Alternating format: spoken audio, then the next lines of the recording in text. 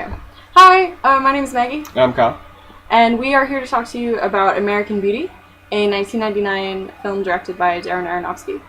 And one of my favorite things about this film is the way that it resists the temptation for cliche.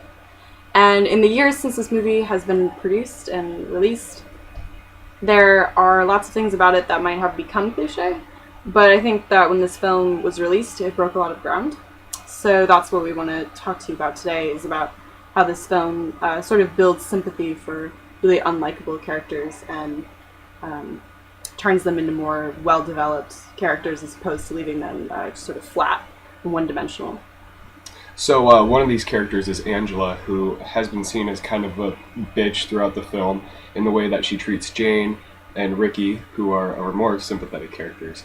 And you kind of get this understanding that she thinks she knows everything about sex, about being pretty, about life, how she doesn't want to be ordinary. Exactly, and I think that what most people take away from this movie is just that she's really shallow and she's really self-centered.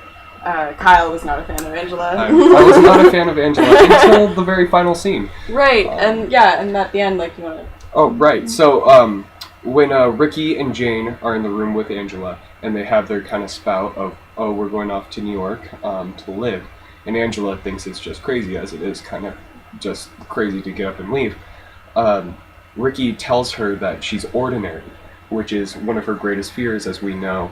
With Jane, in the conversation in the car earlier in the scene, she says, the worst thing you can be is ordinary.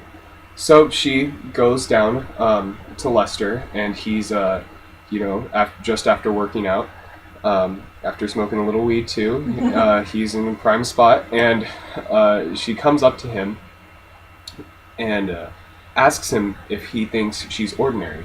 And it's this very kind of tender scene that Kevin Spacey's been hoping for, and says, you couldn't be ordinary if you tried. Mm-hmm. And the scene progresses, and they start making out and kissing, and as he's unbuttoning her shirt, she says that this is the first time she's ever had sex, and you learn that she's a virgin, and everything that she said to Jane at this point is a lie. Which I thought was incredibly interesting, and that's when I gained sympathy for her, as she's just been trying to build up her confidence and hoping that she can build this persona that won't be broke by society.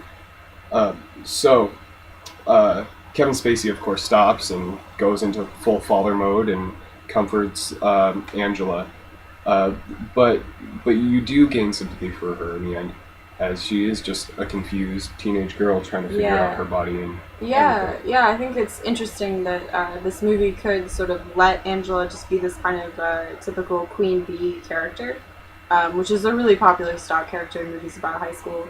And I wouldn't necessarily call American Beauty a high school movie in the same way that Mean Girls was, but it does have young characters, and it does kind of deal with the ambiguity of being young. And this movie sort of builds a lot of sympathy for her at the end, where you get this sort of culmination of everything that Kevin Spacey has wanted, and he's wanted her the whole time, right? But I think that ultimately what she represents to Kevin Spacey is not just a sort of sexual desire, but more of the youthfulness and the vitality that he has lost. Yeah, that he doesn't find in Carolyn anymore. Exactly. So Carolyn is another character that we wanted to talk about. And Carolyn is one of my favorite characters because when we first see her, she is very domineering and she's very uptight. And we experience the film through Kevin Spacey's perspective. And Kevin Spacey doesn't really like her in the beginning of the film, so neither do we as an audience. But again, this film doesn't just let her just stay that way. We go into more of her psyche, and I think the best scene that shows kind of what Carolyn's all about is the scene where she's trying to sell the house. And the scene is so sad to me because she's so earnest and she tries so hard, and you see her go through every methodical step. I will sell this house today. I will sell. Yeah, she's got all these affirmations, and she's trying so hard, and she puts so much pressure on herself. And she sets such high standards for herself. And then ultimately, she doesn't sell the house. and all these kind of people who come and see it are really obnoxious. And she's a really obnoxious character, but the people who see it are even more obnoxious, which is a deliberate choice, I think, on the part of the director and the writers, because it is purposely trying to make you feel something for Carolyn. And when she says that line, like, I've got tiki torches in the garage, you it's just the desperation. It's the desperation, yeah, and you want to cry and be like, oh, I'm so sorry, Carolyn. Isn't that the last couple that she has? Yeah. So you sort of get this sense of Carolyn's psyche and how hard she is on herself, which is kind of more of an explanation of why she's so hard on the other people around her, and why she sets such high standards for them, because she has such high standards for herself.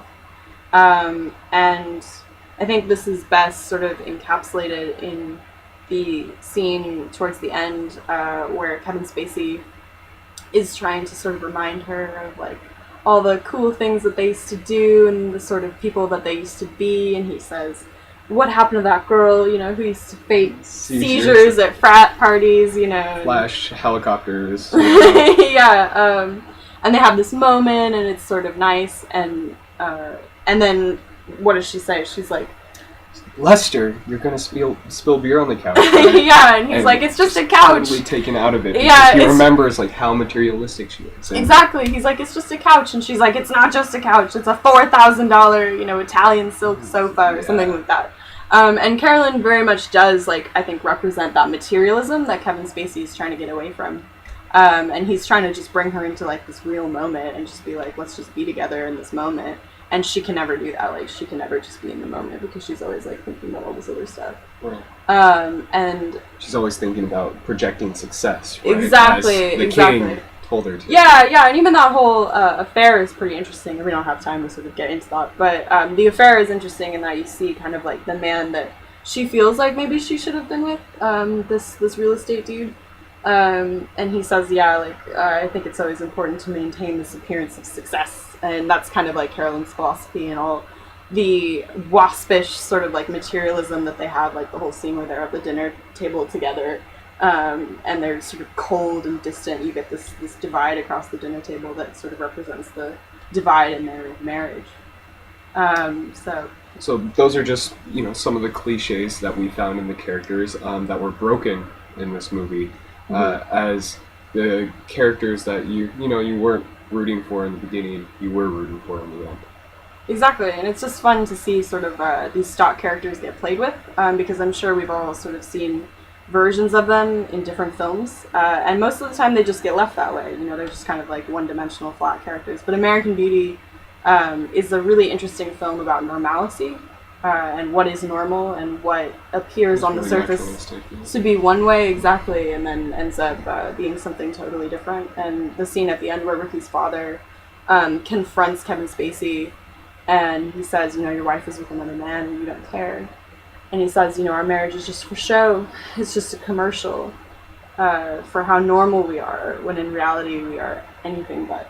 When there's no normal family in America. Right, and this film does a lot to sort of shatter perceptions, and I think that this film broke a lot of ground that way, because it told a really unique, unordinary story within the context of this very ordinary suburban family. So we hope you enjoyed American Beauty, and we hope you enjoyed our vlog. We'll see you next time.